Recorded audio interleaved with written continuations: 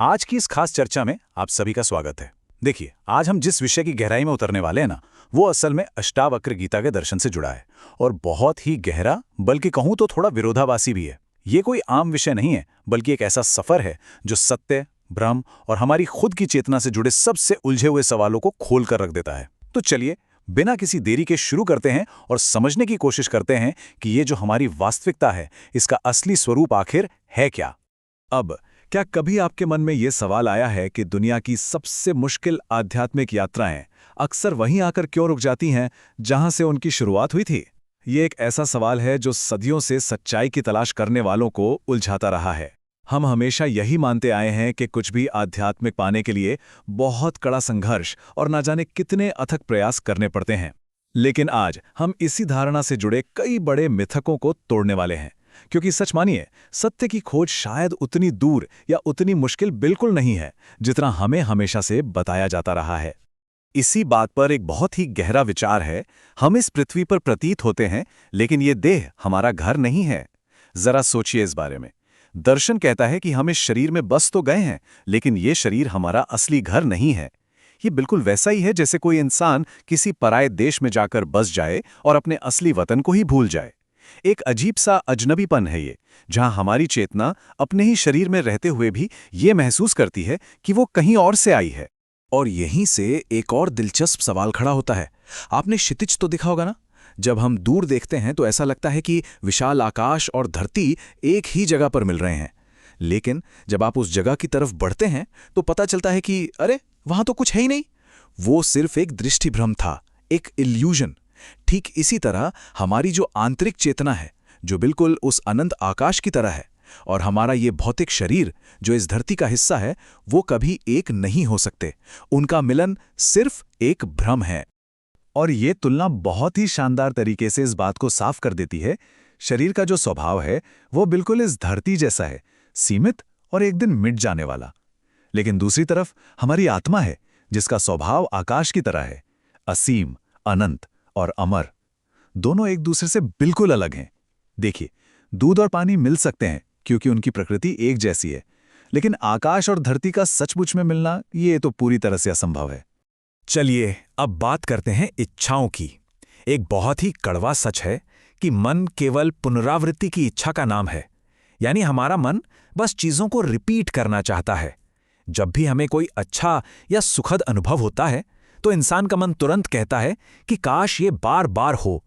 यही मांग, यही लालच हमारे मन को एक कभी न खत्म होने वाले लूप में फंसा देता है।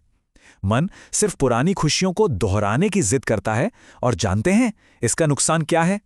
इसी जिद और भविष्य की चाहत में हमारा जो आज है, जो वर्तमान क्षण है, वो पूरी तरह खो जाता है। तो यहाँ एक बहुत ही बड़ा पैराडॉक्स या कहूँ तो विरोधाभास सामने आता है। क्या शांति पाने की इच्छा ही असल में तनाव पैदा कर देती है? बिल्कुल।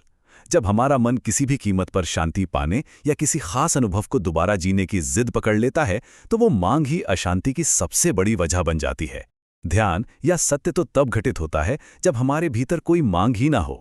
लेकिन जैसे ही हम कहते हैं कि मुझे ये फिर से महसूस करना है, हमारा मन अशांत हो जाता है और अंदर ही अंदर एक गहरा तनाव पैदा हो जाता है। इसे समझने के लिए एक बहुत ही खूबसूरत उदाहरण लेते हैं। मान लीजिए रात का समय है और एक शांत झील में चांद की परछाई दिख रही है। अब जब उस झील में लहरें उठती हैं जो कि हमारी इच्छाओं की तरह हैं, तो चांद की वो परछाई बिल्कुल टूट फूट जाती है। लेकिन जैसे ही पानी एकदम शांत होता है, बिना किसी हलचल के, तो वही चांद पूरी स्पष्टता के साथ झलकने लगता है। मतलब साफ है, स्थिरता ही हमें असलियत दिखा सकती है, भागदौड़ और इच्छाओं का शोर नहीं। हमारी बुद्धि की भी एक अजीब ही आदत है। बुद्धि दुख को पूरी तरह स्वीकार करती है, लेकिन परम आनंद पर संदेह करती है। इस बात की गहराई को समझने के लिए पागलपन और ज्ञान के बीच का जो फर्क है, उसे समझना बहुत जरूरी है। हमारी जो लॉजिकल बुद्धि है ना, वो दुख के साथ बहुत कंफर्टेबल है, क्योंकि कहीं ना कहीं वो खुद ही तो इस दुख को पैदा करती है। लेकिन अगर बिना किसी वजह के अचानक खुशी या आनंद महसूस होने लगे, तो समाज और हमारी खुद की बुद्धि उसे शक की नज़र से देखने लगती है, और कई बार तो उसे सीधा पागलपन ही करार दे देती है। अब सोचने वाली बात यह है कि बिना कारण वाली ये खुशी या मुस्कान हमारी लॉजिकल बुद्धि को इतनी खटकती क्यों है? देखिए, जिस दुनिया में लोग अपार दौलत, संपत्ति और महलों में रहकर भी अंदर से दुखी हैं, वहां अगर कोई इंसान बिना किसी वजह के खुश रहने लगे तो उसे आसानी से पागल समझ लिया जाता है। क्योंकि बुद्धि को तो हमेशा यही लगता है कि दुख ही सच है, और वो इसी भविष्यवाणी को सच मानकर चलती है। तो फिर सबसे अहम सवाल ये है कि एक सचमुच पागल इंसान और एक परमहंस यानी जिसने आत्मज्ञान पा लिया है, इन दोनों में असल में फर्क क्या है? सच कहूं तो दोनों ही अपनी बुद्धि को पीछे छोड़ देते हैं, लेकिन एकदम विपरीत दिशाओं में। एक पागल इंसान पूरी तरह बेहोशी में अपनी बुद्धि से नीचे गिर जाता है, वहीं दूसरी ओर एक परमहंस पूरी चेतना और होश के साथ अपनी बुद्धि से ऊपर उठ जाता है। और यही कारण है कि इतिहास में अक्सर ज्ञानी लोगों को समाज ने बहुत गलत समझा है।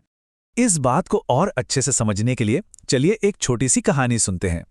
एक सम्राट का बेटा था जिसे किसी वजह से अपने ही राज्य से निकाल दिया गया। वो दर दर भटकता रहा और पूरे 20 सालों तक उसने सड़कों पर भीख मांगी।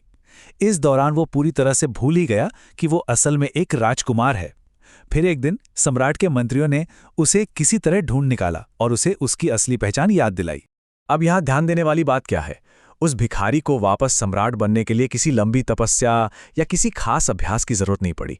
उसे बस एक पल के लिए याद करना पड़ा कि वो हकीकत में है कौन, और जैसे ही उसे ये याद आया, उसका भिखारीपन उसी पल खत्म हो गया। दोस्तों, आध्यात्मिक जागृति भी बिल्कुल इसी तरह काम करती है। ये कुछ नया बनने की जद्दोजहद नहीं है, बल्कि सिर्फ अपनी असली पहचान को याद करने का एक छोटा सा पल है। लेकिन फिर भी हम प्रयासों के पीछे क्यों भागते हैं? हम इंसानों की एक बहुत दिलचस्प फितरत है। हम अक्सर चीज़ों को जानबूझकर मुश्किल बना देते हैं ताकि हमें कुछ बड़ा हासिल करने का घमंड हो सके। अब देखिए, पैरों पर चलना कितना आसान और स्वाभाविक है, लेकिन अगर कोई सिर के बल या अपने हाथों पर चलने लगे तो लोग तालियां बजाते हैं और उसे एक बहुत बड़ी अचीवमेंट मानते हैं। जबकि सच तो ये है कि ये सब सिर्फ हमारे अहंकार यानी ईगो को संतुष्ट करने का एक खेल है। तो ये सवाल उठना तो लाजमी है ना कि हम हमेशा साधारण, शांति और सरलता के बजाय इतने मुश्किल और उलझे हुए कामों की तरफ क्यों आकर्षित होते हैं? कड़वा सच ये है कि मुश्किल कामों में हमारे अहंकार को बहुत मजा आता है। सरलता में अहंकार टिक ही नहीं सकता, वो तो मिट जाएगा। इसलिए हमारा अहंकार आध्यात्मिक यात्रा को भी इतना जटिल और मुश्किल बना देता है कि हम बस उसी में उलझे रहें।